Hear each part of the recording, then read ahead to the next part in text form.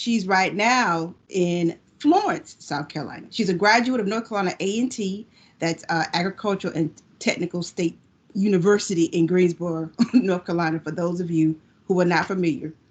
She got her Bachelor of Arts in PR and a minor in marketing. Now, she has her accreditation in public relations and has participated in lots of specialized training programs over the years, to include UNC Chapel Hill, a state of North Carolina Professional Managers Program. Okay. She's also a board member of Florence County, or the Florence City, the Civic Center there. Okay. She's also on the board of Diversity Works Magazine Foundation, the Florence Regional Art Alliance, the Garden Club of South Carolina, and a past board member of Dress for Success of Fayetteville and Hampton University Museum, the oldest African American museum in the United States. She is the licensee of TED Evans Street, TEDx Evans Street, and founder of the Florence Short Film Showcase, both in Florence, South Carolina, and she's actively involved in professional, civic, and community affiliations and memberships, including the PR Society of America, the South Carolina Public Relations Society of America, Entertainment Publicists Professional Society, and many, many more. And yes, she is also a member of Delta Sigma Theta Sorority Incorporated. I just had to put that in there. Her experience spans 27 years. 27 years. That's over 20. Hi, I see you. I see you, Tasha. 27 years of diversified experience in public relations, marketing, communications. Of course, she's worked in nonprofit, she's worked in public, she's worked in private sector, and she's worked in various industries, including travel and tourism, sports and entertainment, issues management. That's crucial right now. And in addition to holding positions in PR, marketing and communications, and she's right now also an entrepreneur. So everybody give a great welcome to Tonita Perry. Hello, everyone. Thank you so much, Alice, for that beautiful introduction. I'll be sending you your check in the mail. So, well, thank you so much for having me. And this is going to be a fantastic talk. I want everyone to just, relax and have your questions ready. We'll have Q&A at the end, and we'll go ahead and get started. So I'm going to go ahead and share my screen here.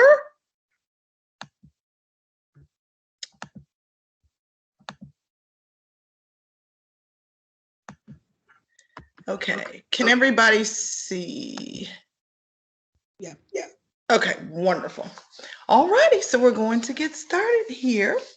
So we're going to be talking about today how your business can use public relations and marketing communications during a crisis. So of course, everybody knows that we are somewhat in a crisis right now with the pandemic.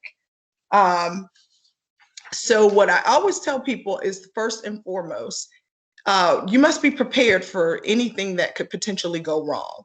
And how you can prepare for something to potentially go wrong is to have a crisis communications plan. And that's something that businesses, small or large, should always have. And if you have it, yes? Real quick, you see where it says hide? If you can click on that, it'll hide that little section. Okay, wonderful. Okay, there you go. All right, thank you.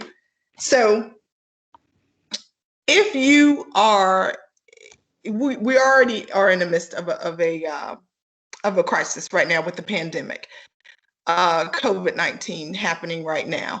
And whether you have in the middle of one or one coming up, everybody should be prepared. It's kind of like the Girl Scouts and the Boy Scouts. You need to be prepared for anything. So every business, small or large, should have a crisis communications plan. And if you are directly affected, then you should be ready to implement your crisis communications plan.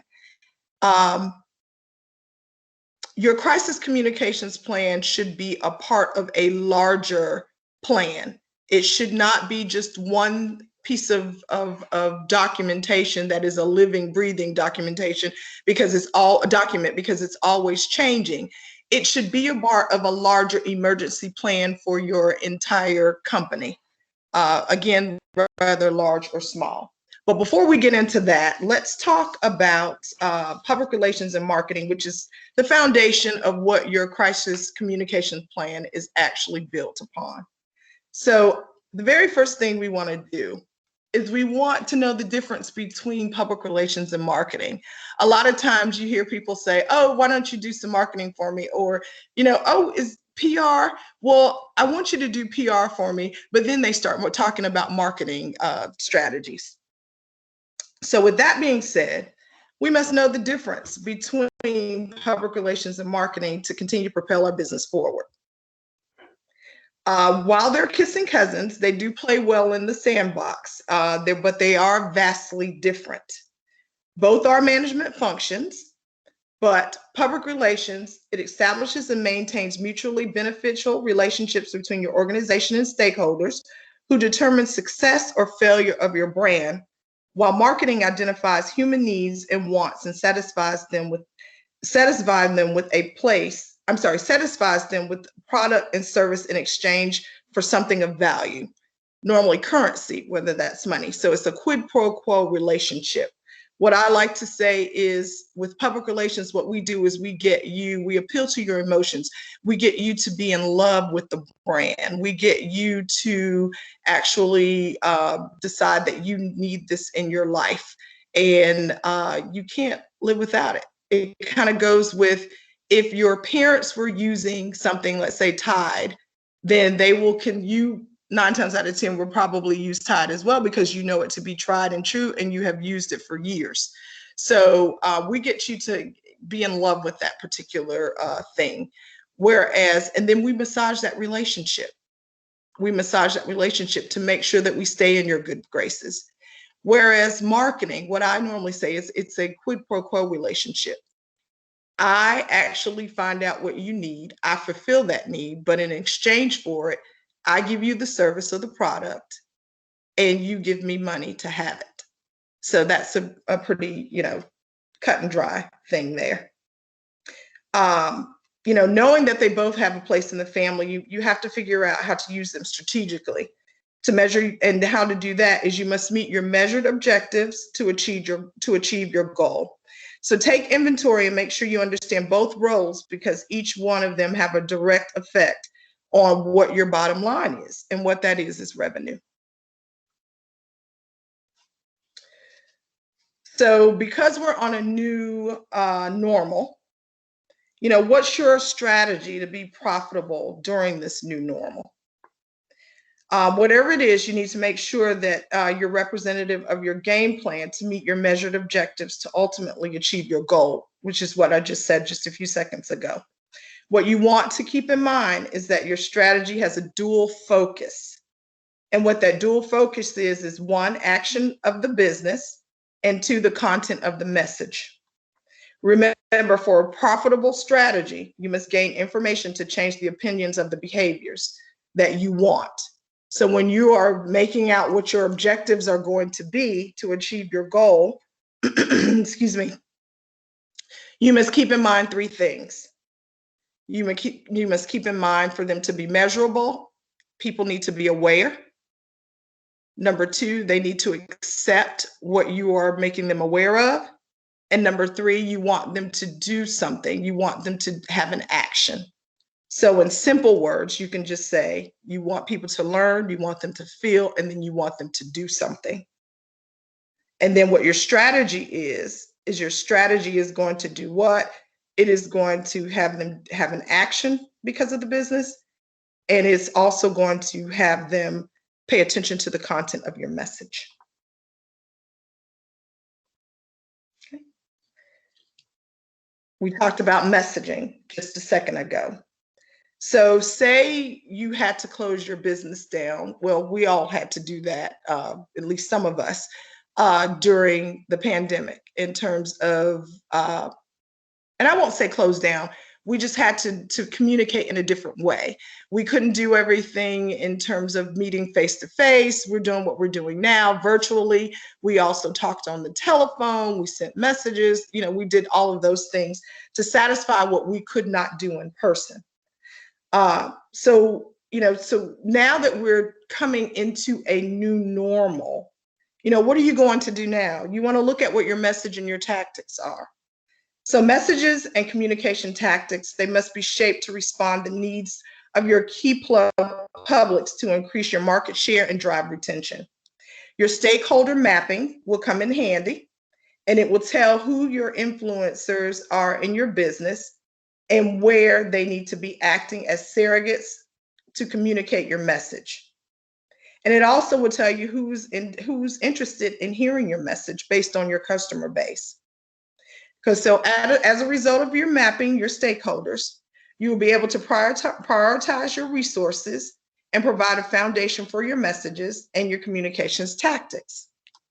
You can plan to implement these as business drivers. Know there is a difference. You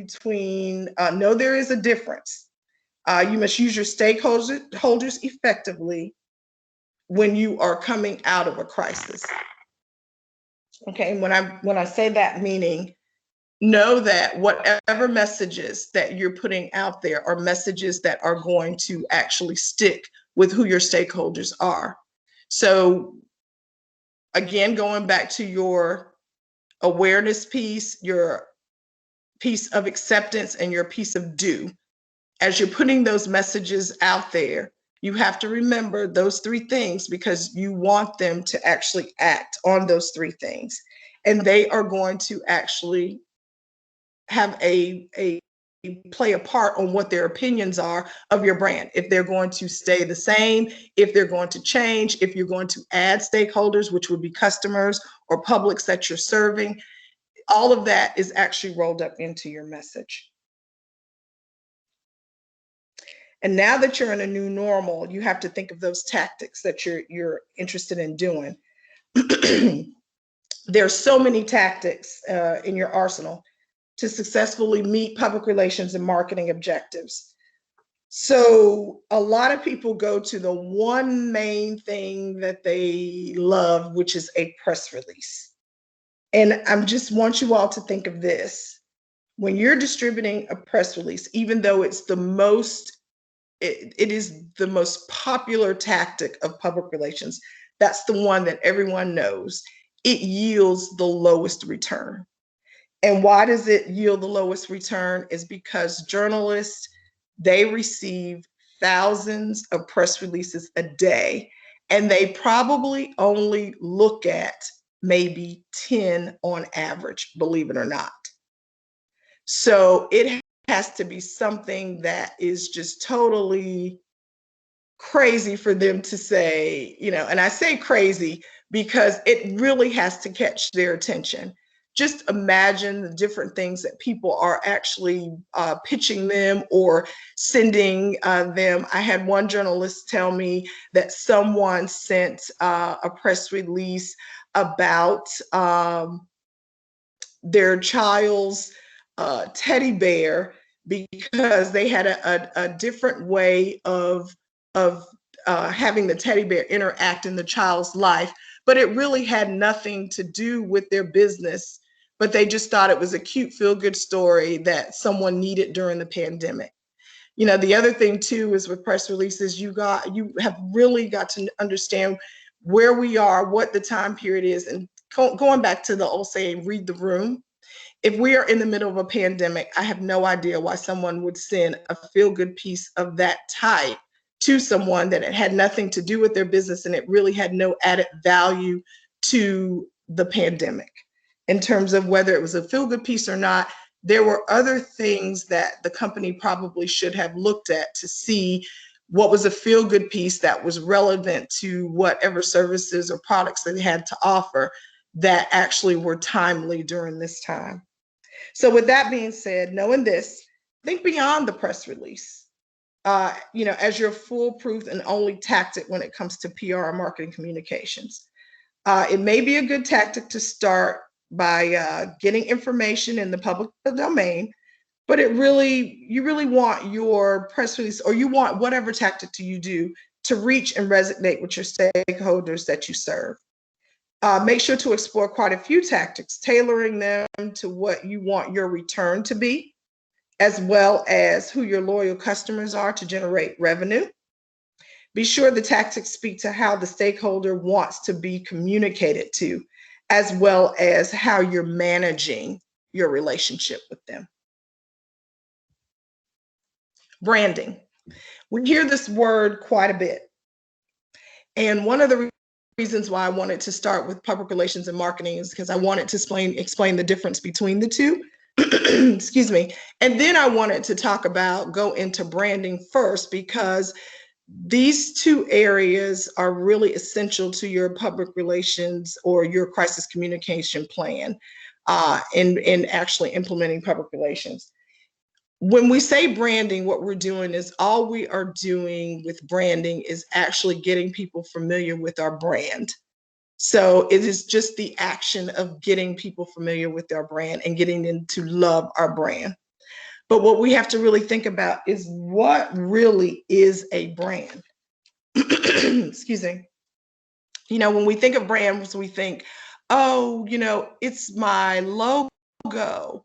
Or we think, oh, people are getting into branding themselves, where their names or their reputations are, preceding them because they have become this mark, so to speak. Their name is very familiar. But there's more to a brand than just your logo.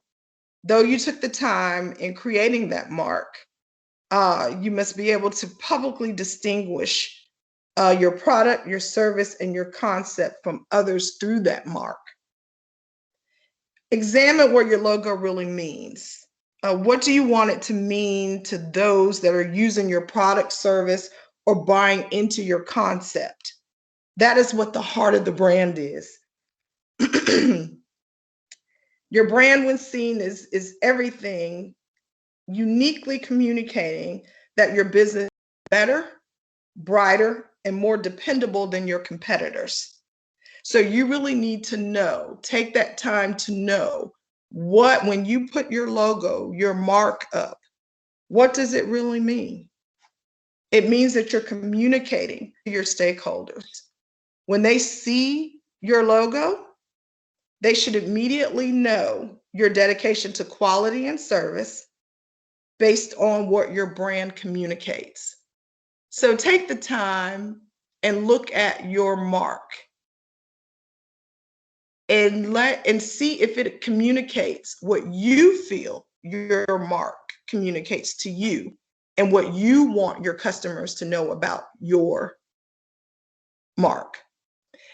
I use the Tide reference again. The reason why I use the Tide reference is because I think all of us are doing quite a bit of laundry, seeing how we're, at home quite a bit.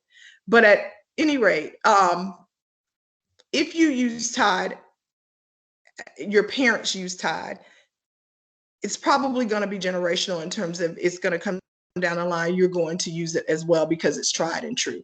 We won't talk about formula changes or additions or anything like that, but just your traditional Tide in the orange and with the blue writing of it outlined in white, we all can see the packaging, the box, the nice box there. And what does that represent to you when you see that? You automatically know that you're going to go pick that up because you're going to get clean clothes, you're going to get clothes that are smelling fresh, you are, going to get less wrinkles. It's just going to be a remarkable result on your clothing, and you don't even have to think about it. So in knowing that, it goes back to making sure that you are distinguishing your business overall, because your mark speaks for you, for better, brighter, and more dependable. Okay? So once you've done that, what's your brand story? What's your story? Your story equals need. You need to make me realize that I need this in my life. And I love this slide because I actually love this picture. It says, we all We are all made of stories, which is true. We're all made of stories. I think all of us could probably sit and tell a story that would be either inspirational, funny, thought provoking, all that affect all of us. So, what's your brand story?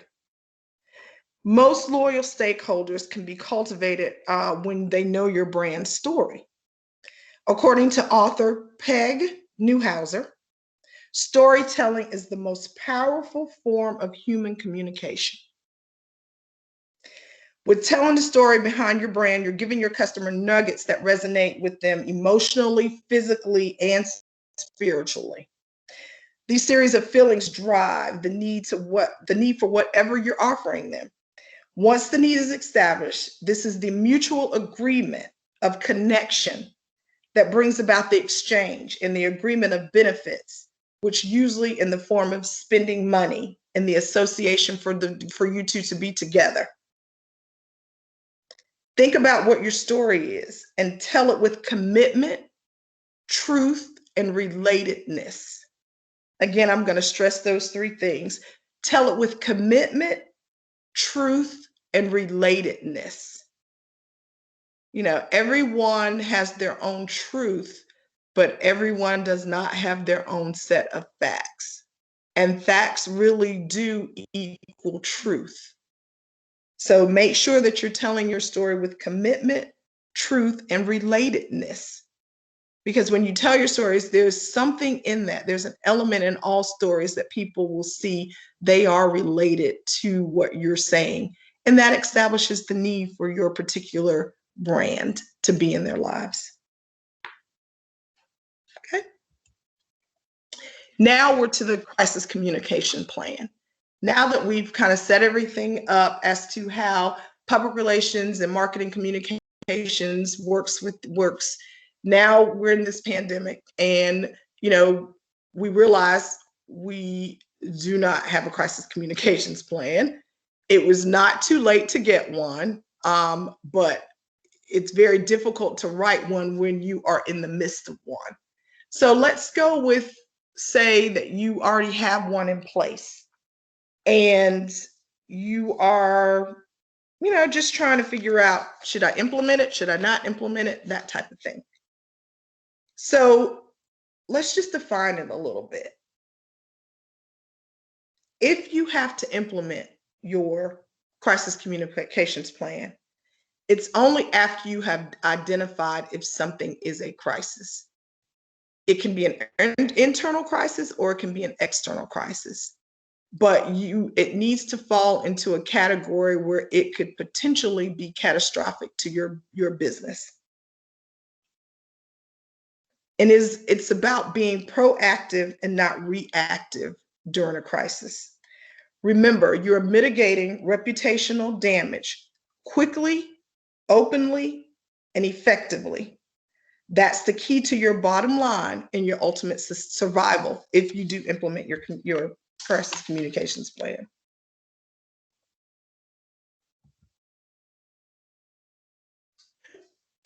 When you're implementing your crisis communications plan, communication is key. It's the goal that fosters a mutual understanding that through, you know, this information that I'm giving you, I'm disseminating information so that you understand what the crisis is, and you also understand that, you know, we are trying to do our best to solve whatever that problem is. The goal is to foster mutual understanding through dissemination of information. You want this information shared so that's mutually beneficial to the business as well as the publics that you serve. And when you are disseminating this information, you need to humanize it. Always identify the problem, tell the truth, tell the truth, tell the truth, which is equivalent to facts, as I stated before. Reinforce your values while you're displaying your empathy. And when I say reinforce your values, it goes back to your brand, your mark. What are the values? What do you want that mark to represent? And then you want to reinforce those things. Your word is always the identity of your business. Whatever you communicate is what you can stand on today and 10 years from now when history is written. You can stand on that. It is about trusting your brand through and through for as long as your brand is in existence.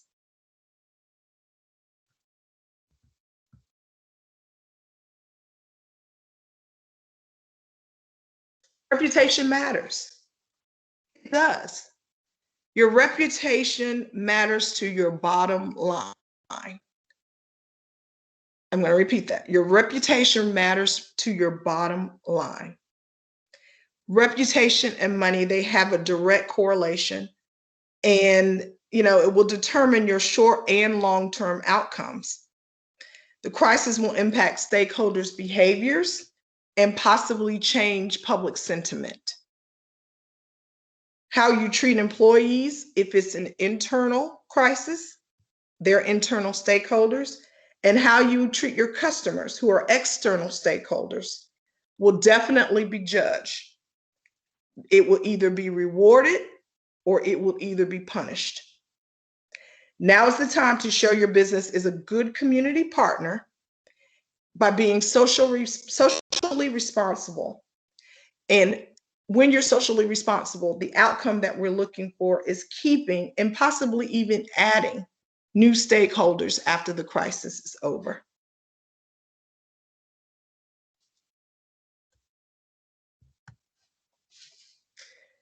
Now, it's okay to be silent. Silence is golden. It is so golden. If the crisis is not a direct effect on you, you don't have to comment. You don't have to say anything. Now is the time that your business can use it to actually plan out what your public relations and marketing communication strategies are going to be for you to continue to be profitable. You can wait it out. You don't have to actually weigh in on anything if the crisis is not directly affecting you. This gives you the opportunity to know your data. And when I say know your data, what you want to do is you want to know your stakeholders. You want to know your demographics, your psychographics, how they make your business successful, how you can attract more people that are your customer base, or how, if you want to go into another direction, how do you find those people based on the data that you have? Going back to your stakeholder mapping that we talked about at the very beginning. Because the stakeholder mapping, all that is just a visual of all of the information, the data that you have collected, from your stakeholders. It's just a visualization that shows you, what their demographics are, what their psychographics are, how they made your business successful. What do they want more of? What do they want less of? It's either high or low, and you want them moving more to the right side.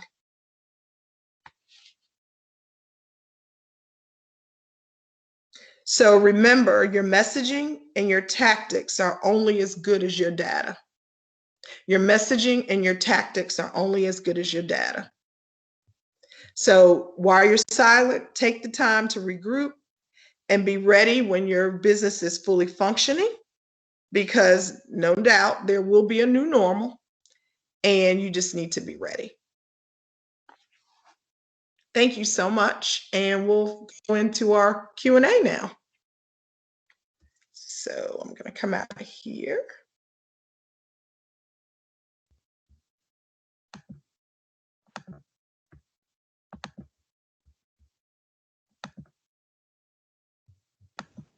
Everybody doesn't want to see you, Tonita. Did I do something wrong? You should just be able to stop sharing your screen. Oh, maybe that's what I didn't do. Okay.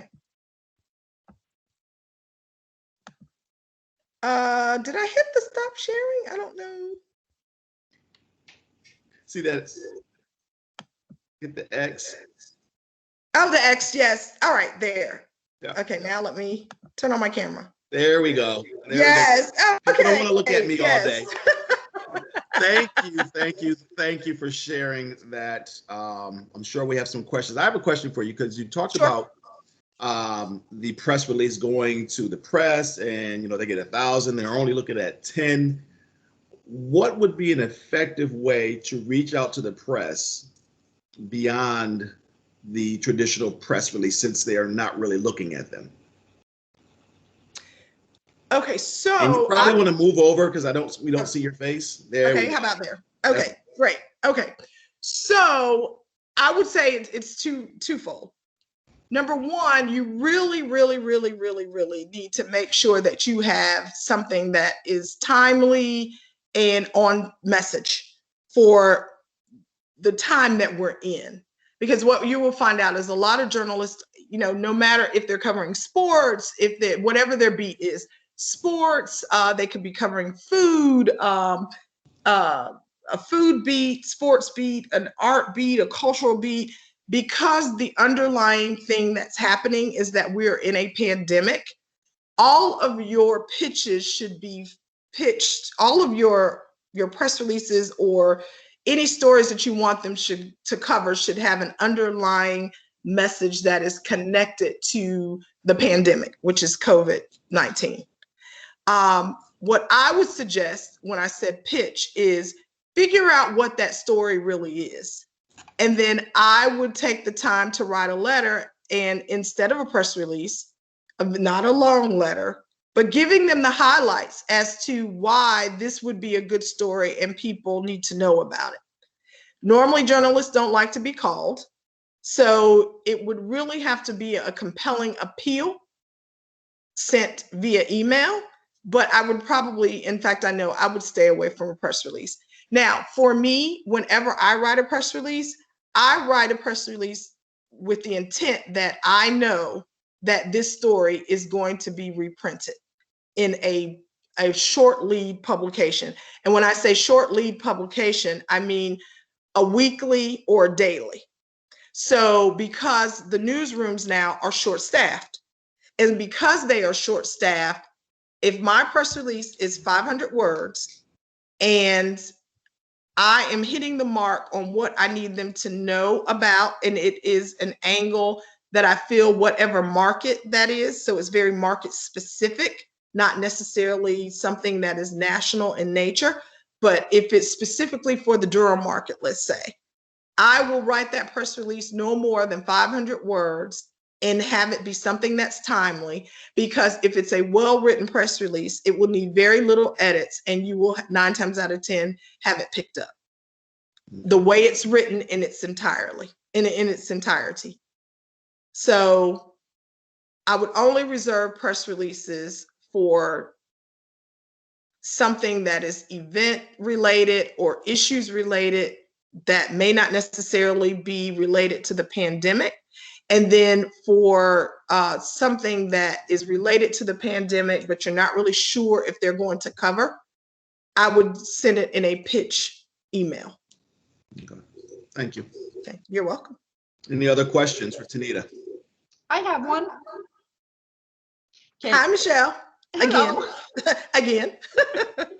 How important to springboard off of that, your answer to what Ed asked, how important is it to attach maybe something in our business to national events, National Spaghetti Day or something like that, if you have a business that's complementary to a national, like an offbeat national day? Is it important to attach your brand to a bigger celebration like that? Does that make sense? It does make sense what you're saying. Okay, so if it's National Spaghetti Day during this particular time, I would actually, that's a feel-good piece, but then I would actually we've got to go a little bit deeper with this. Let's talk about this. Okay, can everybody, and I know this, you all just bear with me. I know that maybe everybody may not be able to afford spaghetti right now because there's food insecurities. So why would I celebrate National Spaghetti Day when we're having food insecurities? Maybe not a good thing. But if we're celebrating National Spaghetti Day because my client who may be a noodle maker is, giving away noodles, boxes of noodles with accompanying sauce to actually combat the food insecurities, then I say do it. That is like a beautiful thing to do.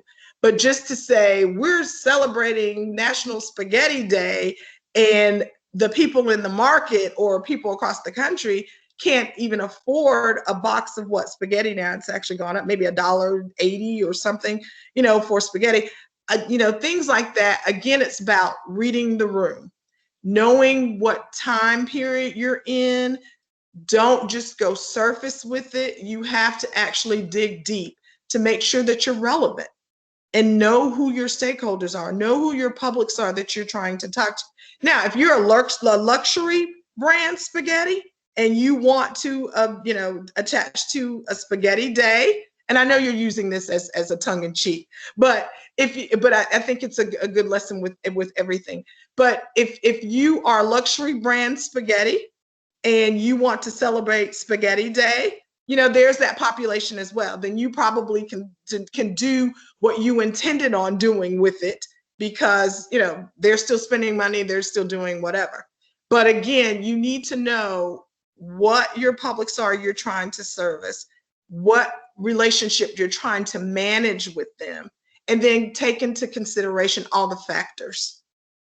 Does that answer your question? Okay, great. Thank you for that question. Any other questions? I don't have a question, but I can turn it into a question. Here's the thing. We both know that journalists hang out on social media all day, every day, specifically because they are looking for stories, whether it's the A block or the C block. Well, I used to work in news, so let me not talk news talk. If it's in the very first block of the news, or whether it's the human story before they go to break, or whatever else. So when you talk about reaching people who cover food and culture with Spaghetti Day or something of that nature, right? Speak to reaching journalists how they want to be reached, because in many cases, because you're getting so much through email, and I've seen plenty of times you can be, especially when a storm hits or some travesty hits, or sometimes even if it's something good, when you look at the Twitter thread, there's always that journalist that says, "Hey, I'm from such and such station. Do we have permission to take your content and basically use it for free 99?" Of course. That would be earned media. Can we take your content and use it for free 99 on our paid newscast? And because you're excited, you say yes. So of course. So speak to, you have email, of course, but as things are evolving, social media is bona fide media now. It's not just, Facebook is where I connect with people. Twitter is just where I just look at that. I don't even know what that is, because I can't limit myself to that many letters, and I really don't mess with YouTube. But when you think about how PR is evolving, how media is evolving, because your story may not hit the news or print, but it might hit social media, or it might hit their Facebook page. Okay, so there's a couple things in there. Mm-hmm. You talked about the A block and the B block and the C block. Okay, so so for the news, let's go with the news, and then I'll speak to how all these things kind of fit in.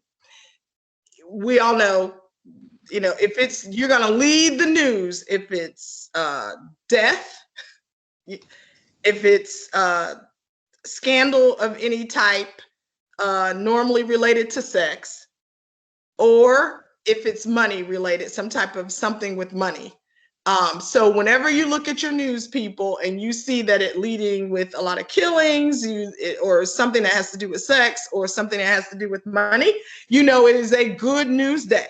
That is an excellent news day. When it actually starts with something of the nature of a dog walking down the street with a pig, and I say that because that was a news story, not just just recently. When it starts with a human interest story, it's not a good news day. So what is happening? It's not a good news day in the newsroom. Alice, you can actually attest to that. It's not a good day in the newsroom. No, it's not. So with that being said, excuse me, you are right. Journalists, they are getting inundated, but again, the pitch, if you specify that you're pitching something in your subject line, they're going to look at that pitch faster than they're going to look at your excuse me, they're going to look at that pitch faster than they look at the press release. But you do have your journalists with various beats that are searching social media for stories, as Alice said. The number one place that they are searching for stories is Twitter, because Twitter is fast reacting. It's more of an open social media platform. You can follow who you want to follow. It doesn't require, unlike Facebook, you have to wait till somebody decides that they're going to allow you to follow them, or you may not even, be invited to get into a group and you want to get into a group. But with Twitter, you can just kind of go all over everywhere and just randomly pick people's timelines and look for a news story. So, when Alice talked about, them going on and them contacting you and saying, can I use your content? That what we considered, PR people considered earned media. There's an acronym that I want everybody to know as well. There is paid, it's called PESO. You have paid media, earned media, shared or social media, and you have owned media. Paid is normally what you think of when you're thinking of advertising. You're paying for your content that you've designed to be put somewhere, whether that is an advertorial or whether that is just an ad by itself. And an advertorial is when you have an ad and then you have copy to it that may look like a story, but it's not. You have paid for that particular piece to be put in some type of publication. Or even, you paying for a commercial, that is paid. Earned is what Alice just said. Maybe you put something which is of the owned portion as well, content that you have actually come up with, you've written, and you've put it on your social media profile, and they see that it's something that they're interested in covering. They will call you, as Alice said, or email you and say, hey, we're doing a piece, we'd like to include it in there. No, you won't get paid. But guess what? You have earned that media hit, which would actually get out to thousands, if not millions of people, depending on if it goes viral or not. So the next one is shared or social, which you're using your social media accounts to create. When earned and shared meet, it becomes partnerships and communities that you are generating when that happens, when your earned and your shared meet. Overall, you're owning all of the content that you are creating. So with that Pesos model, when you have your paid meeting your earned, that's when you get into your marketing communications. You are actually creating what we call funnels for people to participate as influencers. They could potentially be paid influencers. You can do your different campaigns, which would be your drip campaigns, your email campaigns, which is a drip campaign, meaning that you are not sending emails. You're giving them messages, but not the entire message at the same time. So your marketing communications functions actually come in when your paid and earned are actually meeting. So we're back to the earn and the social, which is creating that community and also creating those partnerships. And one of those partnerships would be a partnership with the journalist, which is where your earned media comes in. So yes, if you use, especially Twitter, that is normally the preferred place that journalists go to get information if they're going to get it off of social media. Now, I would tell you different beats, because we eat with our eyes first. We eat with our eyes first. We see something and it triggers and we want it. You have a lot of people that with the beat, as you said, with food, they're perusing Instagram a lot. They're doing that a lot because we eat with our eyes first. If they see something that's appealing, they will actually, call you. It's interesting. I consider myself a self-professed foodie. And I had a call from a DM from a journalist that wanted to talk to me about Marcus Samuelson's. He's doing this thing now where you can buy a box of some of his meals and cook them at home. Well, because I totally love his restaurant in New York, I would never do it a disservice by cooking it at home, even though I consider myself to be somewhat of a chef myself, even though I'm not. But I would never want to do that a disservice. So she actually interviewed me about that. Why did I say that I would not do that? And so it was a really good interview. But what I thought was so interesting is her being a food writer. That is her area of choice that she peruses in terms of social media, is Instagram. So again, it's about knowing your subject, knowing your brand, making sure that there is a story there, and how you are going to approach getting that message out. And what is the avenue that, and we always want to go to media to get our stories out. And that goes back to tactics. Maybe it's not the media. Maybe it is social media. Maybe it is a church bulletin. Maybe it is your community flyer that goes out. Just don't be pigeonholed to thinking that you've got to go to a New York Times or your local newspaper to get your message out. Does that answer or speak to what you wanted me to speak to? Of course. Okay. But then one extra thing. Sure. This is what's hot right now too. We're often talking about cancel culture. Yes. And it can come when you least expect it. Yes. Yes. So broadly speak on when it comes out of nowhere, or because one of your employees, or maybe you as the owner of a company, you were just speaking from your heart and from your mind, and maybe you shouldn't have done that. I was about to say we don't do that off the cuff, but okay. But it happens. Yes. So when you see cancel, when you see whether you're on social media or somebody picks up the phone and says, "Have you seen? Do you know?" What's the first thing as a publicist that comes to mind? As a publicist, it's the first thing that says, "Okay, what's the first thing I got to do when I see we about to be canceled," which means also bad press, would also impacts bottom line, which is what you were talking about before. Exactly. Okay. Number one, hopefully my client will know you will never speak your mind and speak off the cuff. We don't do that. So I'm number one, I'm not doing my job if they are doing that. That we never. It's okay to say never say no comment. That's the one thing you should never ever say.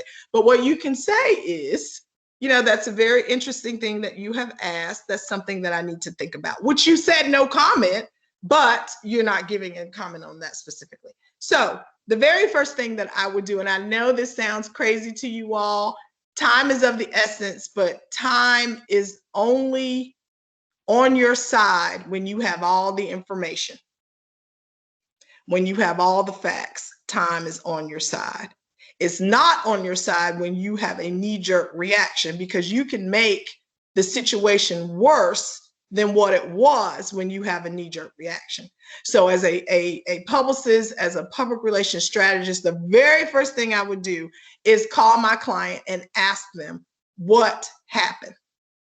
Give me from A to Z. Do not leave anything out. What happened?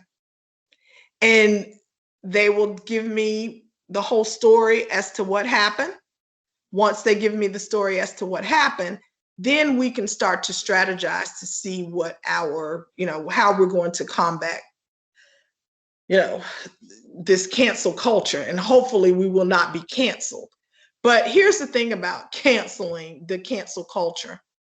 Just because you cancel doesn't necessarily mean that you can't come back. And some of these things that have gotten caught up in cancel culture, they may need to have been canceled so that these people can go back and regroup and come back stronger and better. But to combat the cancel culture, the very first thing I would do is, if it means that we sit down with a cup of coffee, again, time is only on your side when you have all the facts to be able to combat what you're doing. So you definitely don't want this knee-jerk reaction. The worst thing that you could ever do is put a statement out and it's based on lies. That's true. Because as I'm looking at things evolve throughout media, social media, and whatever else, it's interesting to me how we're in this culture now where your customers or your stakeholders, as you refer to them, they feel empowered now to come to the customers, come to the brands that they support financially and say, we want you to make a statement on Black Lives Matter. Everybody else is talking. What do you have to say? Give me a minute to talk to Tonita. I'll be right back. Well, you know what? And that's another thing. And I've said in there about being good community partners. There is a difference between being corporate socially responsible, which makes you a good community partner. And there's another thing that's called, corporate advocacy. And they are two different animals. One, when you are a good, corporate social responsible partner, you actually are aware of everything that's going on in your community that you work, that your workforce is from, that you're housed, and you are embedded in it and you're supporting it and you are a part of it. When you are advocating, when you become a corporate advocate, then that means you're taking on an issue that is near and dear to your corporate culture. Now, you very well, just because I'm supporting you, doesn't mean that that is what my company is going. You support me by giving me your money. I may not support Black Lives Matter. And I'm not going to make a statement on it. I support Black, customers, of course, but I may not support that movement, and I may not want my company to support that movement. So I'm not going to allow you to. Oh, she froze up. So she was she was flowing right there. So it is 10:01. What I do want to do is, because this is networking as well, I'd love for everyone to take 60 seconds. Tell us who you are, what you do, and how we can support you. With that real quick. So I'm just going to randomly pick some people. If you want to share, please, by all means, share. So Daniel Dudley, my brother from another mother. You want to come off, you're on mute, and just 60 seconds, tell us who you are, what you do, and how we can support you. Yes, good. Thank you, Ed. My name is Daniel Dudley. I'm with the NC Works Next Gen program based in Durham. And actually, our mission is to connect young adults to career opportunities in the area.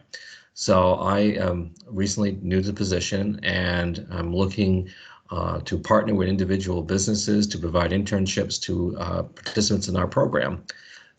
So I'm out there actively seeking area businesses that we can partner with to provide those internships to our young adults and gain them access into their first career opportunities.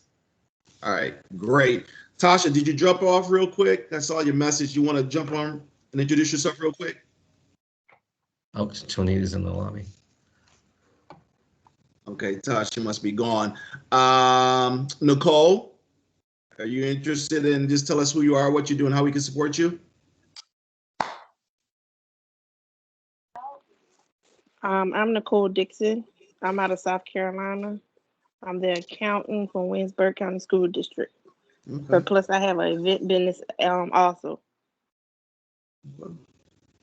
Thanks for sharing. I know Flo is she's not going to be able to jump on real quick. Michelle Hill. Hello, I'm Michelle Hill, and I am a book and publishing consultant, which means I put all the pieces together when somebody has a book idea and wants to put together a book. I have all the ghostwriters, editors, proofreaders, cover designers to make it happen on a very professional level. And my main target audience is sports and business professionals. Absolutely love it. Tasha, are you there or did you leave? Okay, she must have dropped off. Alice, you introduced who you were at the beginning. For those of you who don't know, I am Ed Dudley. I'm the founder of We Are Connected. I do many things. So the three things that I do is one, I'm in the business of elevating people. I do that in three different ways. I have a financial services firm that I help people elevate their finances. Whatever you need there, from financial, except banking, we can provide. Second way is my wife and I started a nonprofit about 6 years ago called Shining Light in Darkness, and we help elevate people out of trauma. We focus on sexual assault and domestic violence. And what we do is we focus on the underserved market. That is men, that is people with disabilities, that's veterans, that is the LGBTQIA plus community that I affectionately call the alphabet boys and girls because they're going to always add another letter sometime. And then the last one is the most important one to us is women of color. And then the last way to help elevate small business owners and entrepreneurs through my platform called We Are Connected.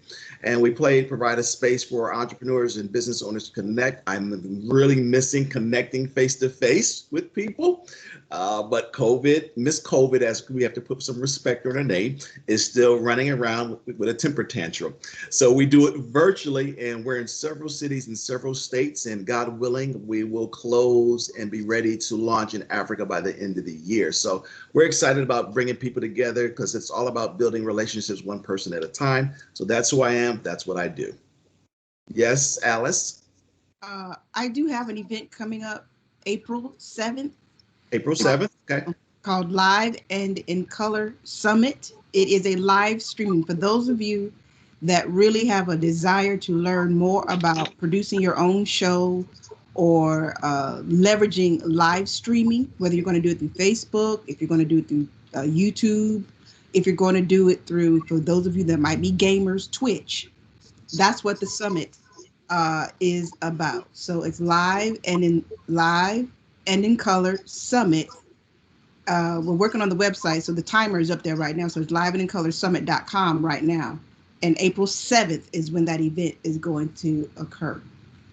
Love it. Alice, please share it on social media with us because I know you will, and we will share it on the We Are Connected site. That's one of the things that we do as well for business owners. If you got an event or something going on that you want us to share, please let us know and we will share it for you as well because we want to get as much information out to the community and just help us support you guys as much as possible. So it is 10:06. Tonita, do you have your hand up? Or would you like to share something, please?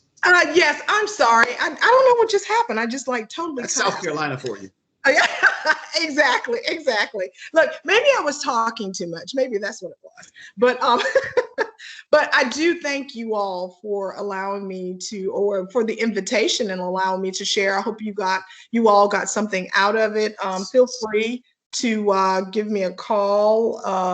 If you need to, we're always looking to take new clients, and or we do a consultation session. So whatever your PR and marketing communications needs are, we are here for you. So Love yes. it. Shilanda, I don't know if I'm pronouncing your name right, so please forgive me. Would you like to share who you are, what you do, and how we can support you?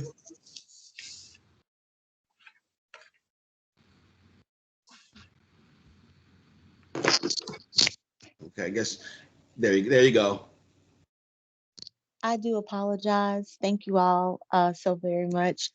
I do apologize. I'm in my office, but I got on because Miss Tonita, I wanted to support her this morning, and I got on not really knowing. But my name is Shalonda Dees, and I'm with from Florence, South Carolina. I work at Florence Darlington Technical College for a federal grant called Rush, and we deal with students that are basically in areas that are underserved.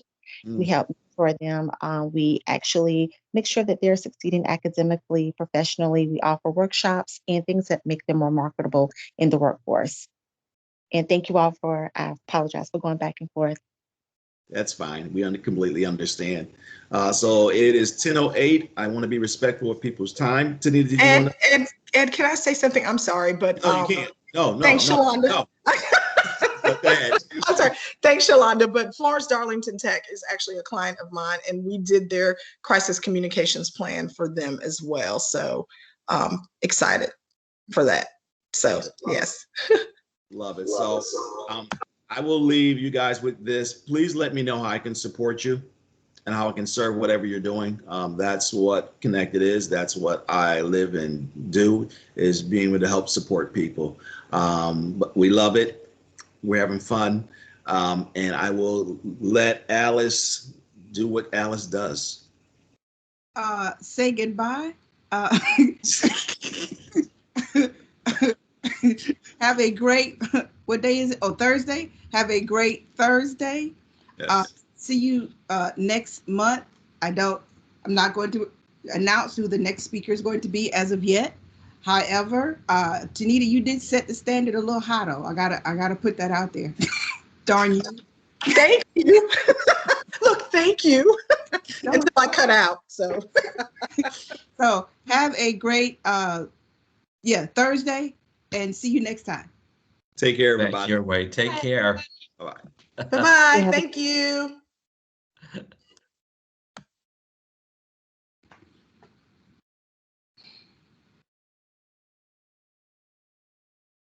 She was good. I liked her. Yeah, I liked her. when I tell you she eats, sleeps, and beeps public relations. I was over here taking notes on certain things. I'm like, and while she was talking, I crafted the email. I was like, look, we need to sit down for a one-on-one, have a conversation. She's a beast when it comes to it. And it's because it's funny. Because when I said she's a bona fide publicist, there's so many people. She went to school for it, first and foremost. Mm. And then she's got her little, whatever that thing is that publicists have to take to get the extra letter behind their names, whatever that is. She got that 2 years ago. So when it comes down to, so many people call themselves a publicist now. And she and I, because we work together on various things, and it's just like, okay, Tonita, we know she's not a real publicist. First and foremost, people who walk you down a red carpet are calling themselves publicists. You're a damn escort. I have been an escort. I have walked plenty of celebrity down a red carpet. That does not a publicist make. Okay, so that's one. Two, people can't write. Can you write? Do you even know what a boilerplate is? And I don't mean something you put your SpaghettiOs on. That's her. Put your SpaghettiOs on. Do you know what a boilerplate is? So Tonita, I'm gonna call you right back. I knew that was her. Yeah. So, because she gonna ask me 1,001 questions. Well, how did I do? And okay, you know what? I said she did great. Yeah, you did damn fine, which I knew you would do anyway. But it's just interesting to me how, as we get into this area of media, and even before we got into this current state, there's so many people faking the funk that it's hard to really discern who if you're going to pay for a publicist, and especially put one on retainer, who does that now? Are you getting what you're paying for? And a lot of people now, especially with Black publicists, the value that people place on PR right now is lessening because they see social media. Well, what I need to pay a publicist for when I can just go to Twitter and put it out there to the world. Okay, little rapper wannabe, or veteran superstar, and you just feel like I don't want to pay for the publicist to help craft this tweet I'm about to do and pay her by the hour. And then you go and say something, and then all of this cancel culture comes at you. Or it's not even cancel culture, all this negativity, like say something like when J-Lo released her new luxury line of shoes. And it's just like, help her read the room. We're in the middle of a damn pandemic and you releasing luxury shoes? What you doing? Well, but once again, that went back to J-Lo. We like you, we really do. But you didn't think it through. Okay. I know that's how you planned. You had a whole campaign for these shoes. And then the world changed. And you didn't have enough sense to change the messaging or even the product itself, because ain't nobody wearing them stilettos nowhere. So we ain't wearing nothing. We dressing from the waist up. That's it. That is it. My wife, she's like, you gonna put some clothes on? No. There ain't nobody gonna see it. I'm gonna dress from right. You might see the t-shirt on. I just put that on for today. And if I ain't on video camera, I'm walking around with a white beater or something else. This is my good Zoom shirt. I got two of them. I got two good Zoom shirts. Everything else is sweatpants, shorts, and things that my mama would be like, I know good and damn well. What's wrong with you? Exactly.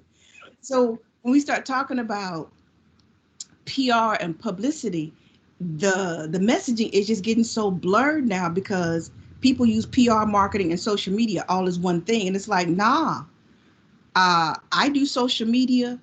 I work with publicists like Tonita, but I'm under the umbrella of PR. I don't put out the messaging that she does not approve. Some of y'all got this game twisted. Like, and in many corporations, they work separately. PR is over here, social media is over here, and then everybody's not working together. So then when you put the messaging out, and then you got that one youngster putting out a tweet that does not align with the overall messaging, then you messed up. So that's why, especially right now, I thought, you know what, let's go ahead. I'm glad she made that distinction between PR and marketing. Yeah, that was good. Because a lot of people use them so interchangeably, and even publicists, which we heard last night on Clubhouse, that, and it's just like, so did she just say what we think she just said?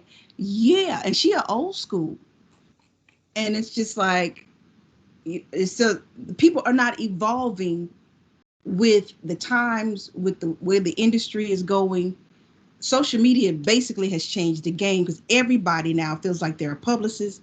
Everybody feels like I'm my own news reporter. I don't need you.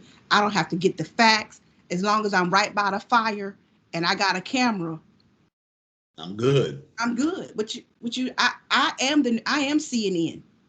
And to a degree, they're right, because until CNN gets there, because they got to make the decisions of who's going to cover the fire, who's going to report the fire, what news block is it going to go in. And by the time you do all of that, I'm already on Periscope. I'm like, whatever. Well, we can't do Periscope because that'll be gone in a month. But at the end of the day, people are just empowered now to get the news however they can get it. Mm-hmm. And publicists are like, look, we are not marketing. Don't get it twisted. We are not here either to be journalists. Don't get that twisted. We are here to massage this thing, however we can do it, to get this messaging out, to put a good spin on it usually. But people just don't see the value in messaging anymore. And that's kind of bothering me on many levels as people are going through schools now, getting their journalism degrees or whatever they think they're getting their degree in, but you don't know how to write. Mm-hmm. Tonita is a strategist and she's a thinker. She's a thinker. We don't have thinkers. We got doers, but we don't have thinkers. Mm. And that's why that's a little scary. In the industries that she and I work in, we got lots of doers, but we don't have a lot of thinkers. Before you put that out there, you might want to think about that? Who thinks? People don't think no more. They just do. And then the way and then the repercussions kick in. It's like, well, I didn't think that exactly. You didn't think. That's the problem. And now you mad because I told you you probably should have got a publicist on this. Well, I don't spend that money. I can just do da da da. Now you sitting up here in Schitt's Creek on Clubhouse trying to explain. Lost money. Yep. Probably not going to get any more money. Nope. And you could have invested that money to keep you out of some troubles. Exactly. It's just the environment that we live in right now. I mean, I love social media. I hate doing it myself. But so many people have gone out there and think like, oh, I got a few likes or somebody else that I know, or I've seen this person blow up and they're doing this now that I can do it. No, it's not. No, you're not a professional. Well, here's the sadder part too, because one, a lot of newsrooms are closing, so journalists are becoming PR people, and that's the flip side of your brain. That's one. Then you got a lot of social media people now who think they are publicists because I got a platform. What, journalist versus blogger? I have been both. And the reality of it is some of y'all are getting your news from bloggers who look like journalists. Mm. The real journalists are putting up paywalls because they want their coin. Can't be mad at them. No, not mad at all. But how it messes up with misinformation. That's something else I meant to ask her, but people can get to it and ask her whatever they want. But at the end of the day, when it comes down to journalists want to get the news out, they want that coverage. But the reality of it is, even if they cover it, if it's behind a paywall that we're not willing to pay for, you can brag you got your client coverage, but who saw it? No one. It is not getting the reach that it used to. And for the average Joe Blow person who is now getting the majority of their news through social media, not through CNN, not through REL, TVD, or whatever else, the reality of it is you're getting your news from people just like you. Nobody's vetting the facts. If it sounds good, you just roll with it. You share it. If it's like she said, if it's scandal, you share it. It doesn't really matter anymore. And especially when it comes to Black businesses,